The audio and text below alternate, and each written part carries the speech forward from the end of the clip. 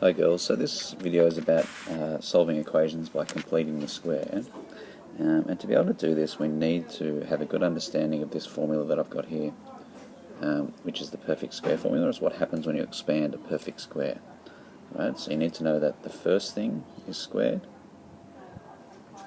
Then we get two lots of the cross term, a times x, when we multiply them together.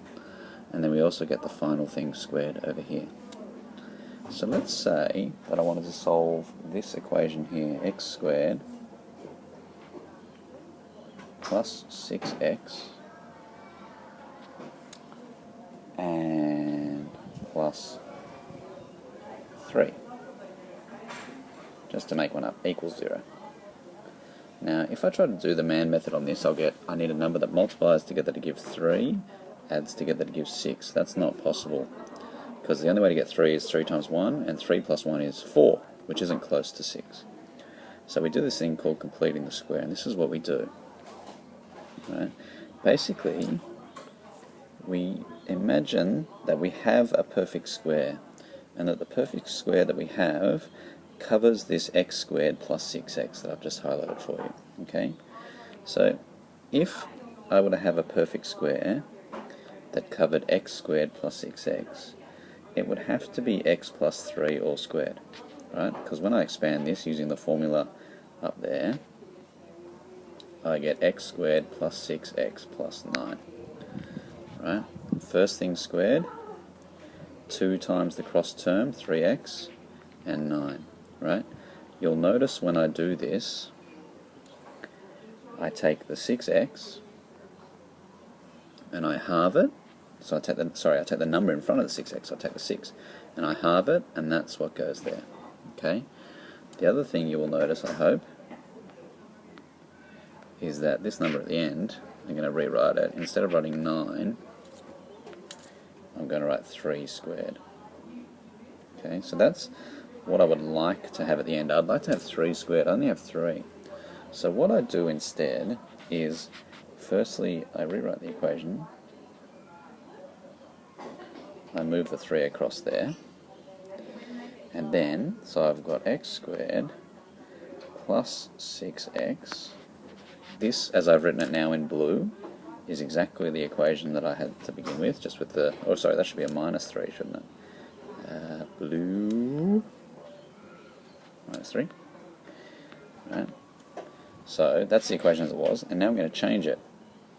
And I'm going to change it so the left-hand side is this perfect square.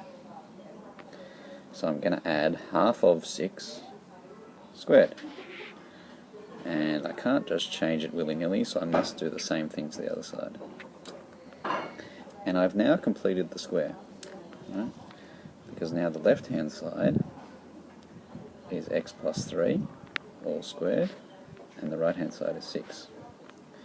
And now I can solve this as I normally would, right? This is an equation that's squared, so the first thing I do is I take the square root, and then I subtract 3 across. Right? If you're at all confused, this would be a good time to pause, maybe rewind and watch that bit again.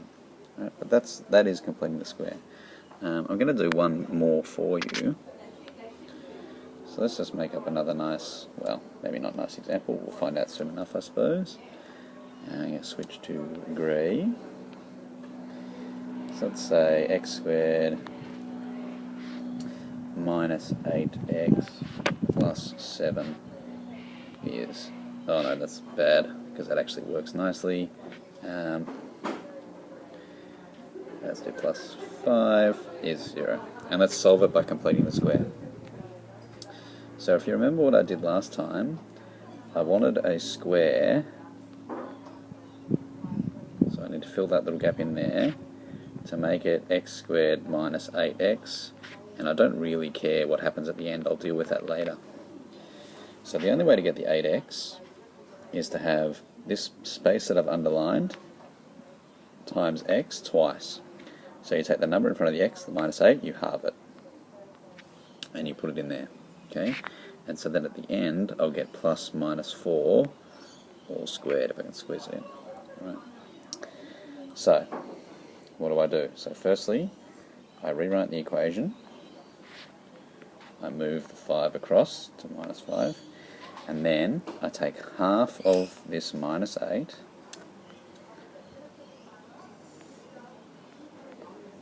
and I do write it like that purposefully, right, because it helps me not make a mistake on the next line. And then I add that squared to both sides. Haven't changed the equation, but what I have done is I've written the left-hand side in a way where it's a perfect square. And the reason I put it minus 4 in brackets, ooh, that was a bad idea.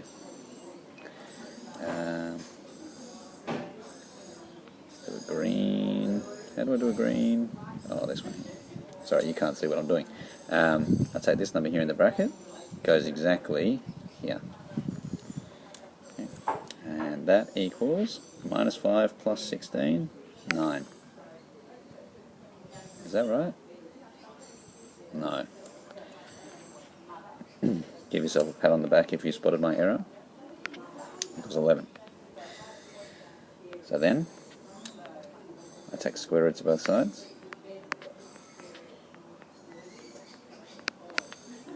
And then I add 4 to both sides. And I have solved the equation by completing the square. Notice in both cases how unpleasant, I suppose, the answer is 4 plus or minus root 11. And in this one it was 3 plus or minus root 6, right? There is no way you could have factorized this in the normal fashion, right? That's why completing the square is useful, among other reasons, right? So the main thing that I'm hoping you're recalling at this point is take the number in front of the x, which is the 8,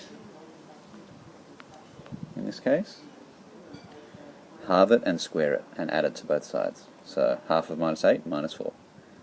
And then that number goes in the bracket, and you go from there. Okay, let's do one more, and I'll make this one not be quite as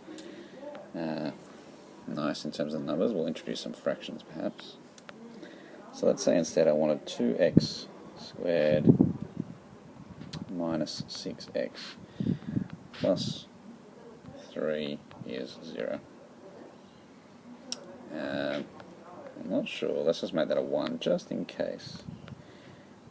I think it should work. Okay. So the difference here is this number in front of the x squared, right? So let's get rid of it.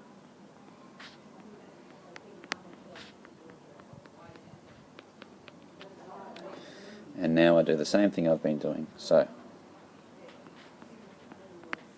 move the minus a half across, take half of minus 3, square it and add it in.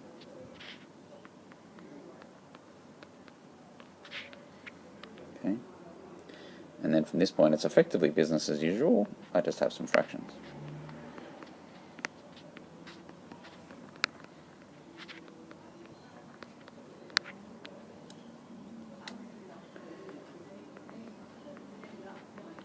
So minus a half, that's minus 2/4, that's 7/4.